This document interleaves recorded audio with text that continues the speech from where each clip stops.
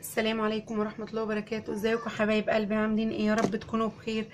النهاردة ان شاء الله هنعمل كنافة ملوكي. كنافة ملوكي من غير فرن ولا اي حاجة، يعني هتكون سهلة جدا جدا جدا بإذن الله، وهتعجبكم وهتشرفكم جدا جدا جدا قدام ولادك وقدام جوزك وقدام حبايبك. ان شاء الله هتعمليها وسهلة جدا، يعني مش عايزة اقولك سهولتها عامله ازاي، ومقاديرها ان شاء الله بسيطه جدا برضو. احنا ممكن نبدل برضو فيها حاجات. يعني احنا معانا ربع كيلو كنافه، تمام، ومعانا مهلبيه. طبعا احنا عارفين المهلبيه بتاعتنا او القشطه بنقول عليها قشطه، تمام. ومعانا لوز، ممكن تبدلي بفول، ممكن تبدلي بجوز هند زي ما انت عايزه حسب رغبتك. ومعانا شربات، كوبايه سكر وكوبايه ميه وعصره ليمونه بتغلي على النار وندفع عليها، واحنا عاملينه برده في القناه حلقه لوحديه. ان شاء الله هنقول الطريقه ونشوف ان شاء الله تبقى سهله معانا وهتعجبك باذن الله. بسم الله الرحمن الرحيم. احنا الكنافه معانا طبعا احنا جايبينها ومقطعينها كده صغير خالص، تمام. قطعنا الربع كيلو. الربع كيلو طبعا هيعمل معاكي كميه جميله. ومعانا المهلبيه دي طبعا عاملين برضو حلقه لوحديها على القناه هتشوفيها برضو. ومعانا قلنا المكسرات بتاعتك حسب الرغبه. ومعانا معلقتين سمنه على البوتاجاز في طاسه او في صينيه، ونشوف هنعمل ايه مع بعضينا. هنقول بسم الله الرحمن الرحيم. اهو يا حبايبي السمنه على البوتاجاز هتسخن، وبعد كده هنحط الكنافه بتاعتنا. بسم الله الرحمن الرحيم. طبعا احنا مش هنسخنها قوي عشان ما تتحرقش، وهنحمرها تمام على نار هاديه. على نار هاديه ليه بقى؟ لان ما ينفعش تغيب عنها خالص، وتعمليها على نار هاديه لانها ممكن تشيط منك او تتحرق.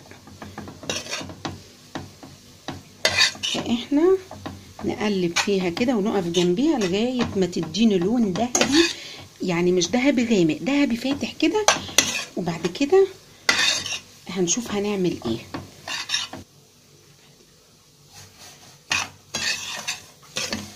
وهو يا حبايبي الكنافه بعد ما بقى لونها ذهبي هنطفي عليها.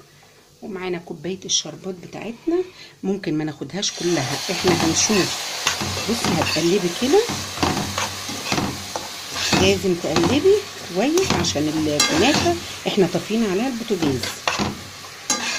شايفه؟ احنا مش عايزين الكنافه تشرب الشربات جامد.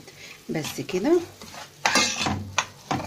هنرجع ونشوف عملنا ايه بعد كده.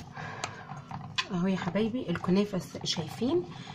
بصي يعني بتسقيها شربات بسيط علشان ما تبقاش، يعني ما يسيلش منها، ما يبقاش نازل منها كده، هيبقى طعمها مش حلو. انما كده الشربات يا دوبك تسقي بيه الكنافه، وبعد كده ايه، يعني على حسب الاحتياج بتاعها، مجرد انها تتشرب ما تخليش الشربات زياده.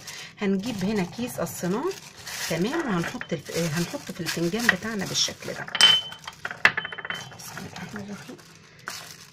وهنحشي الفنجان بالشكل ده، تمام.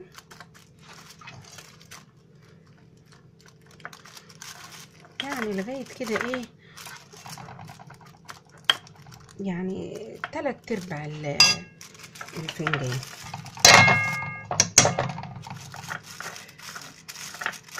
بنكبس كده الكنافه بتاعتنا. صدقوني يا بنات والله العظيم الكنافه دي جميله جدا جدا جدا، لما هتجربوها هتعجبكم. واحنا عندنا المهلبيه بتاعتنا او القشطه بتاعتنا هنحط معلقه صغيره واحده بس كده علشان ما تبقاش زياده في المج بتاعي. وبعد كده نكمل المج بالشكل ده. احنا حطينا الكيس ليه يا بنات؟ عشان يسهل علينا طلوع الكنافه من المج، من الفنجان. وهي سهله جدا وبسيطه خالص، والله هتعجبكم.